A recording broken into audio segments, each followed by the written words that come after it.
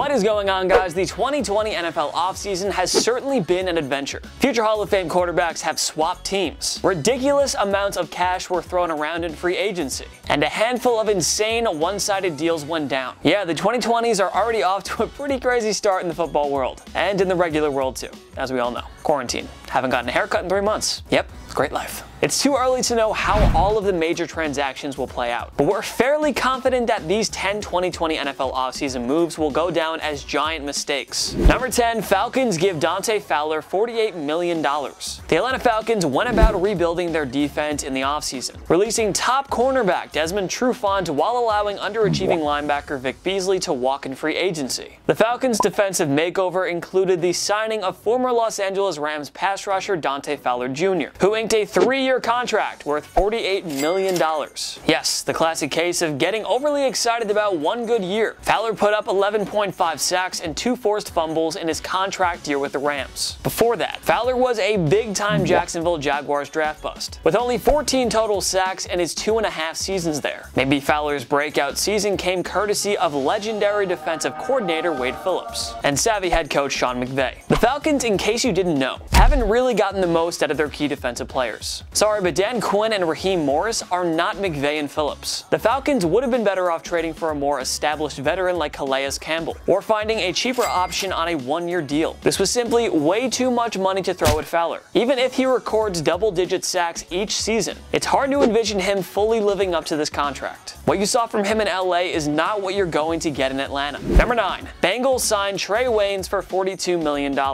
You just can't win with the Bengals. For years and years and years, owner Mike Brown was cheap and refused to spend money, even when this team was a borderline championship contender from 2011 to 2015. In 2020, however, the Bengals broke tradition and actually threw a bunch of money around in free agency. Good on them, but here's the issue. They threw the money at the wrong guys. Their most head-scratching signing was Trey Waynes. The former Minnesota Vikings cornerback landed a 3-year pact worth $42 million. Drafted 11th overall by the Vikings in 2015, Waynes never reached his full potential under defensive-minded head coach Mike Zimmer. In 2019, Waynes posted a PFF grade of 65.1, and he only has 2 total interceptions over the last 2 years. This just isn't the guy to throw money at if you're rebuilding a franchise. Why are you paying for a guy who's merely average? The Bengals could have pursued more established veteran corners like Chris Harris Jr., Ronald Darby, Desmond Trufant, or even James Bradbury in free agency. Sorry, but Waynes isn't going to be a difference maker in this Bengals secondary. It's impossible to understand where the Bengals saw $42 million worth of production in Waynes. Number 8. Raiders reach for Damon Arnett. Many were surprised when the Las Vegas Raiders selected Henry Ruggs 12th overall, over more polished wide receiver prospects like Jerry Jeudy and CD Lamb. But the Damon Arnett selection at number 19 overall raised even more eyebrows. The Ohio State corner was a big-time reach by the Raiders. This was a cornerback-heavy draft, but Arnett wasn't one of the elite names. He was expected by many analysts to be a second-round selection. So why didn't the Raiders just try to trade down and nab Arnett later? Seeing how the rest of the first round played out, it's safe to say that Las Vegas could have gotten Arnett in the early second round. We highly doubt anybody else was going to touch him in the first. That said, John Gruden and Mike Mayock deserve the benefit of the doubt after hitting a jackpot at last year's draft. Gruden often sees something special in players that the rest of us overlook, so maybe he's onto something here. However, for now, we will seriously question the move. Number 7. Jaguars dump Calais Campbell to Ravens. The Jacksonville Jaguars began a scorched earth rebuild this offseason, moving on from the likes of Marcel Darius, Marquise Lee, Nick Foles, AJ Boye, and Calais Campbell. The cap-strapped Jaguars were just desperate to clear out money and begin a rebuild. Call it the tank for Trevor Lawrence movement. We understand the Jaguars' intentions and all, but dumping Campbell to the Baltimore Ravens for only a 5th-round draft choice, where on earth does that make any sense? The 5-time Pro Bowler has recorded 31.5 total sacks over the last 3 seasons. Campbell still has plenty of prime football left in him. If the Jaguars waited it out a bit, they could have gotten even more for Campbell. There are salary dumps, and then there are trades in which you just get flat-out hosed. The Jaguars would have been better off keeping Campbell around as a leader and a mentor for the young players. They could have certainly gotten more for him at the 2020 trade deadline, when GMs are usually more keen to give up draft picks for immediate help. 30 other teams have to be infuriated at Jacksonville for letting a 14-win team add another star to their already loaded defense. But Jaguars fans should especially be frustrated after seeing Campbell head to Baltimore for nothing more than a 5th-round draft choice. Number 6, Lions give Halapoulivaati $50 million.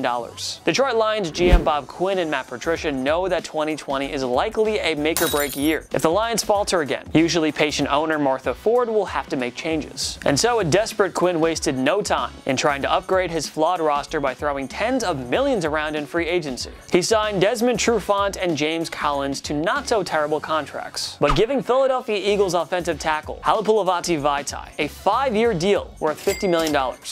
What? In his 4 seasons with the Eagles, Vaitai only made 20 starts, including a total of 4 over the last 2 seasons, though Pro Football Focus gave him a solid 72.8 grade for the season. Don't forget to factor in the somewhat short sample size here. Also, Vaitai was hit with 4 penalties last season, per PFF. Yes, the Lions had to upgrade their O-line, but there were several better options here. Trade for Trent Williams, wait until the draft to snag one of the many grade A offensive tackle prospects, and better offensive tackles such as Jack Conklin, Brian Bulaga, and Andrew Whitworth all signed cheaper deals. Why didn't the Lions just throw money at a proven veteran instead of an unproven backup? Number 5, the Brandon Cooks trade. How can both teams be losers in a trade that involves a 4-time 1,000-yard receiver? Houston Texans head coach / GM Bill O'Brien shocked the world when he traded superstar wideout DeAndre Hopkins to the Arizona Cardinals. His idea of replacing D-Hop was to overpay for Randall Cobb in free agency and to trade for Cooks. The Texans should have been able to get Cooks at a modest price. Instead, O'Brien gave up a 2nd rounder for him. The 2020 draft, in case you forgot, was absolutely loaded with ultra-talented wideouts. O'Brien could have found a younger, cheaper, and equally skilled receiver in the 2nd round. Instead, he's happily taking on the contract of an injury-prone wideout who has dealt with a scary amount of concussions, and it cost him a 2nd-round pick. As for the Rams, they're losers in this deal too, because they're taking on a $21.8 million dead cap hit for trading Cooks. To us, they were better off just keeping the guy and hoping he could return to his 1,000-yard form. The Texans and Rams should be vying for Super Bowls again, but both clubs just keep making moves that set them back, and this Cooks trade is definitely one of them. Number 4, Bears hand Robert Quinn $70 million. The Chicago Bears aren't exactly starving for help on defense. They had the best scoring defense in 2018 and the 4th best in 2019, and seeing how horrible the offense was in 2019, GM Ryan Pace should have only been concerned about the offensive side of the ball. But nope, he couldn't resist former Dallas Cowboys pass rusher Robert Quinn, signing him to a 5-year contract worth a whopping $70 million.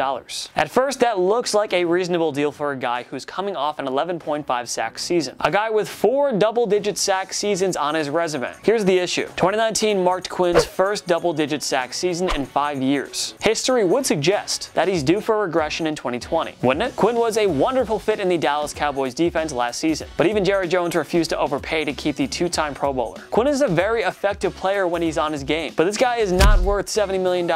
And really, what are the odds that'll help this championship caliber defense reach another level of dominance in 2020? Quinn was simply a luxury addition for the Bears. Not a necessity, but a $70 million luxury. Yeah, don't really like the move. Number 3, Redskins botched the Trent Williams trade. The 7-time Pro Bowl offensive tackle Trent Williams understandably lost his faith in the Washington Redskins and made it clear he wouldn't play for them again. The club's medical team overlooked the severity of a cancerous growth on his head that had to be removed. Instead of trading Williams for a 1st-round pick and possibly more last season, the Redskins did typical Redskins things. They selfishly and arrogantly let Williams sit out the entire 2019 season, refusing to do business with anybody. Well, good job, Dan Snyder, when you finally decided to trade Williams at the 2020 draft. You could only fetch a 5th rounder and a 2021 3rd rounder for the future Hall of Famer in a trade with the San Francisco 49ers. Imagine this. Snyder and Bruce Allen swallow their pride and trade Williams for valuable draft capital during the 2019 season. Imagine if new head coach Ron Rivera had an extra 1st rounder to work with in 2020. But no, the Redskins once again let egos clash with team business. Now Williams goes to the defending NFC champions, making the rich even richer. Good on the 49ers, but Washington should be flat out embarrassed for their handling of this franchise legend.